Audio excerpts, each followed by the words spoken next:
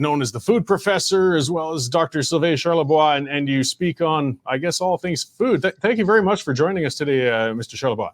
Well, thank you for the invitation. Happy New Year to you. Yes, and to yourself. As far as, I guess, your specialty, your trade and talking about food security, food prices, supply chains, I mean, you really cover it all. 2024 was really a year when or 2023, where your specialty really came into the news a lot. People got very concerned about food inflation. The wallets are getting thinner. Food is a necessity for people. People were getting upset.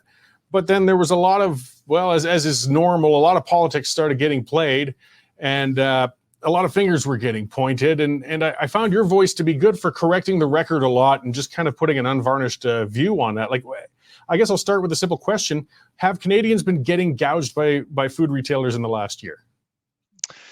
I mean, it depends how you define gouging. I mean, for some economists, allowing companies to make $1 is too much. And so I've always asked some of the experts out there and politicians, well, if right now companies are making too much money, how much is too much? And we've never gotten a clear answer to that. My answer to you clearly, Corey, when you look at the evidence, when you actually look at verified, audited financial reports coming from companies, there is no evidence of gouging. If you look at gross margins, which to me is probably the most important metric, you look at revenues, you look at the cost of goods. If that changes due to inflation, you'll notice. I mean, you'll notice. And for the big three, Empire, Sobeys, Loblaws, and Metro, all three gross margins have not changed in 5 years. And so that's why it's difficult to say, well, there's gouging going on. However, and this is a big however, margins are actually quite high compared to the U.S. They're double what they are in the U.S.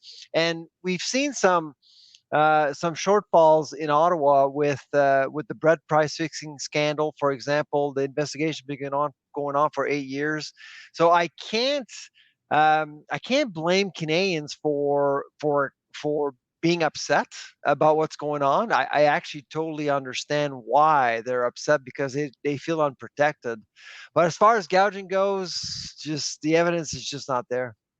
Yeah, well, and that's what I appreciate is you don't give a full pass to the heads of these grocers as well and such. There's been some sort of controversy over the proposed code of conduct, and Galen Weston and you corrected him on some of the things he's been claiming as he's sort of trying to squirm to avoid that code of conduct. I mean, he's not a monster, but he's not an altruist or a charitable person either. Oh, he's out there to make money. Of course, he runs a very well managed company, by the way. In fact, I would say that all three main grocers are well managed, and that's why they've been successful in pushing away competition like Target, and which came in and left in 2014 as quickly, and we have seen Aldi and Lidl. Both companies are now in the U.S. They've looked at Canada. It's just not recent. They've been looking at Canada for quite some time, but it's difficult to get in to the Canadian market for two reasons. One, it's not an attractive market, especially when you see a federal government constantly inviting CEOs back to Ottawa and question them about profiteering. I don't think that's an appealing strategy for any company looking into Canada. The other issue, of course, is the fact that really the Canadian market is dominated by two players. They dictate the rules. If you understand how food distribution works in Canada, you quickly understand that both Walmart and Loblaws will make and break companies. They have too much power, and that's kind of what Australia had prior to adopting the code, and the UK as well. And since then, we've seen food prices become much more stable over time.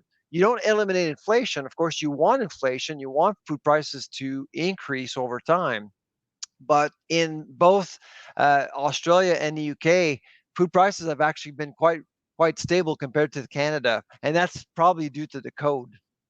So that code of conduct, what we're talking about, that's an industry-managed code and sort of thing, more of an industry association, not a government-invoked legislation. That's a good question, Corey. It's a fair question because a lot of people, I noticed that a lot of people are thinking, well, the code is really about the government tweaking market conditions. That's not exactly it. It has nothing to do with prices, as Galen Weston alluded in Ottawa, wrongly so.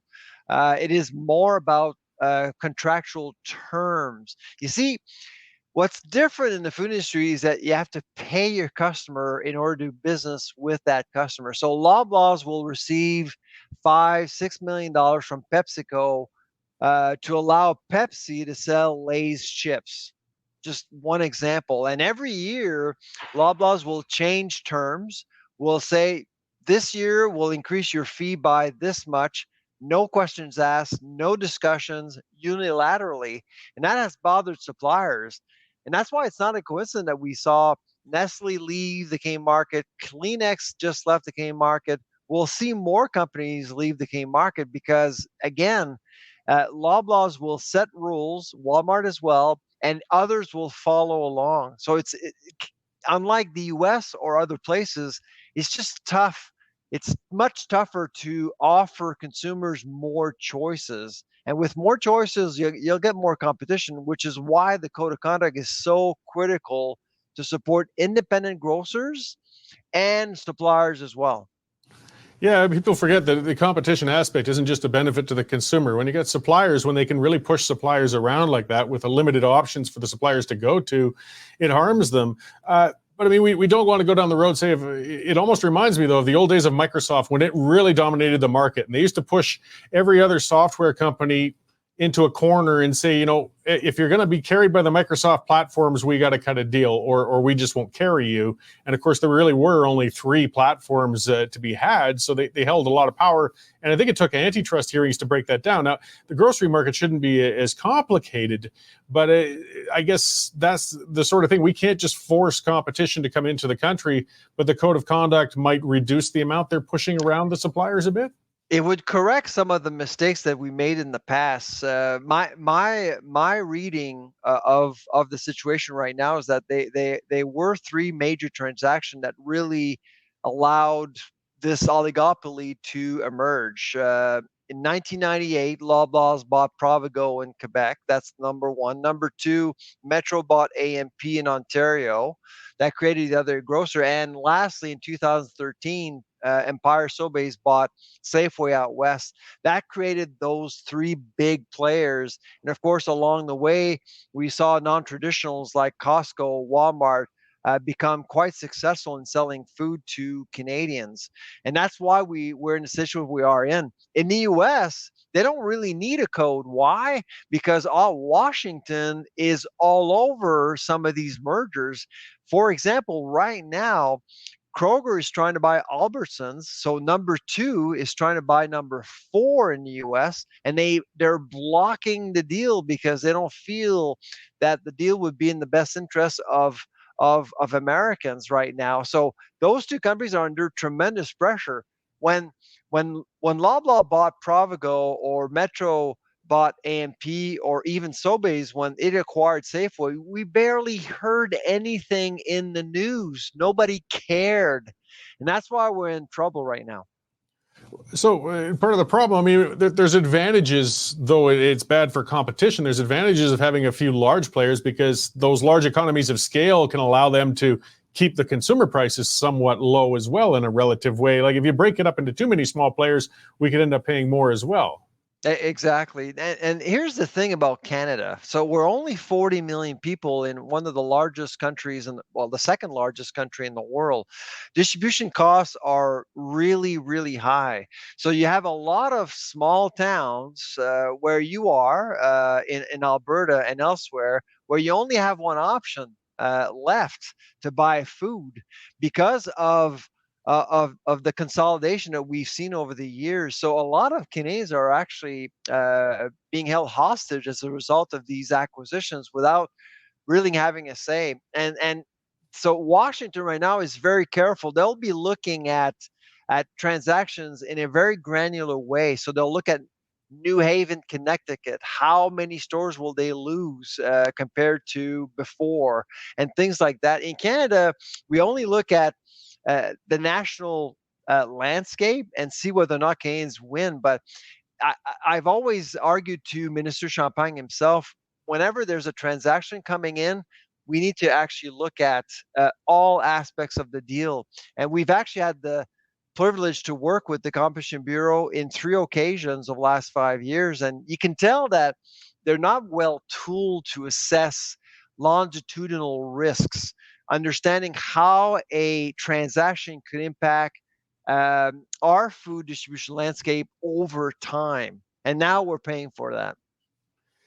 So something that really broke a lot of trust, even if it was, I mean, your average consumer didn't feel it a lot, but it's the principle of the matter. You mentioned it earlier, was the bread price fixing issue. I mean, we heard a lot about it.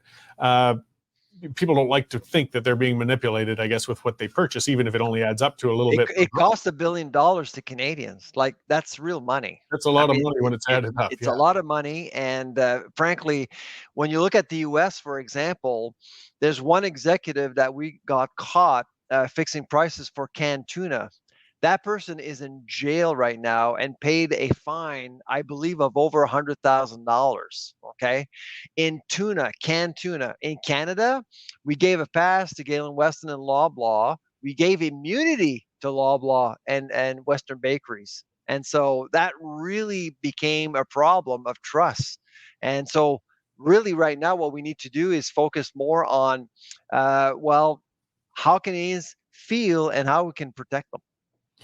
So I guess another issue we have that's a little different, but it affects a lot of grocery staples, and I've heard you mention it occasionally, is supply management, which covers our poultry, our dairy products. I just thought I'd throw that in towards my the favorite topic. Because, I mean, it's not a panacea to reduce grocery prices or anything, but it's funny when Canadians say they're upset about monopolies, they seem to constantly overlook one of the worst monopolies of them all, and that's the producers of those products right now.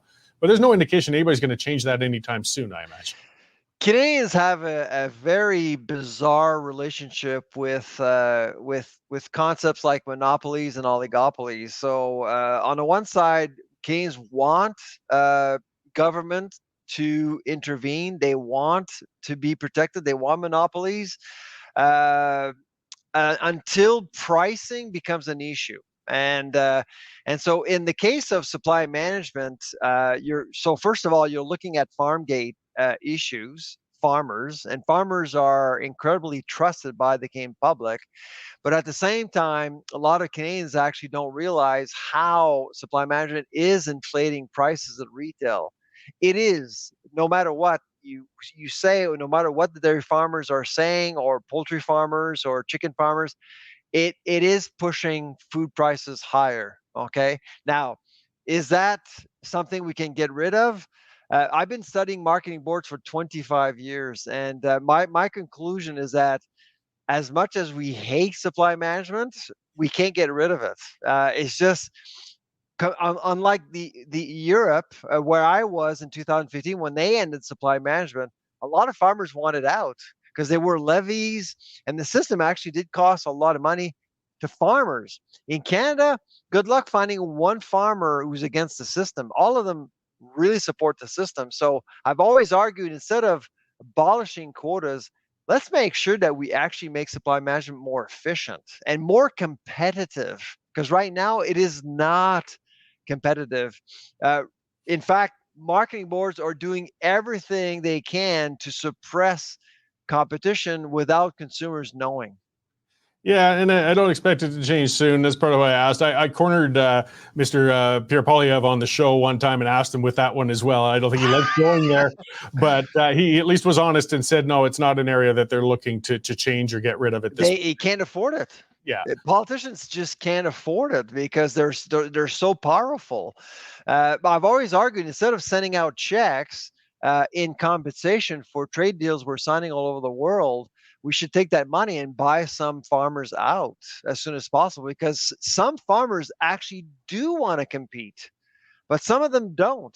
they just don't want to compete. And so I would keep the very competitive, efficient farmers and grow their business with exports as well, and create a new set of quotas, a new categories, which is actually in our Supply Management 2.0 plan, which we released, I believe it was 2 years ago now, with the University of Guelph. It's all in the plan.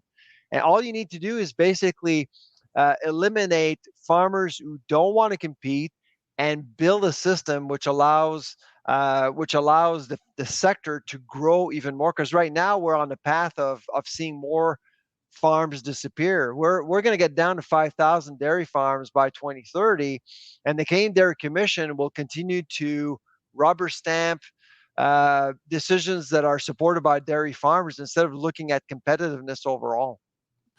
Okay, well, we'll see what happens. I appreciate you've done a lot of work on it. Before I let you go, then, perhaps if you could just give a bit of a prediction on what consumers can look forward to in 2024 with grocery prices, and where can we find information on where your work is? Yeah, absolutely. So yes, they should be looking forward to 2024 compared to 2023. I mean, 2023 was tough. We were asked to spend more money on shelter, the other necessity of life. And so when we show up at the grocery store, we were spending less despite inflation. It's not going to happen in 2024. In fact, we actually are expecting some price wars at the center of the store, probably midway through 2024. Things are tightening up in the economy, and that's going to benefit consumers overall. So that's my reading, my very quick reading of what is about to happen in 2024. So all good news, well, better news, I guess, for consumers overall. As far as our work goes, you can just look up all of our reports. They're available on our website. You can just go on the Dalhousie University website, the Agri-Food Analytics Lab, and you'll find all of our reports, and they're available for free in both English and French.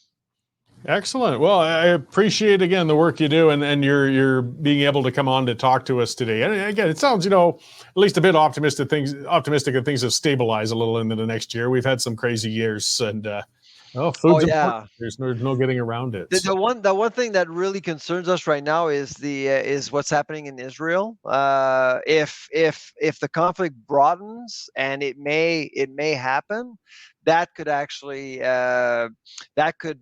affect food prices worldwide, not just in Canada, but worldwide, due to the regions linked to oil specifically. And so that's something that we're watching very closely, because in 2008, that's exactly what happened. Oil went up and everything else went up as well. And so we don't want that in 2024. No, there's a lot that's beyond our control, and all we can do is watch for it and just hope for some sort of easing of the conflict over there. Yeah, absolutely. All right. Well, I thank you very much again. And also on X, you're very prolific on there. So just encourage folks to look you up. And, I hope we get to talk again soon. Thank you for inviting me, Corey. You can become a Western Standard member for just $10 a month or $99 a year for unlimited access.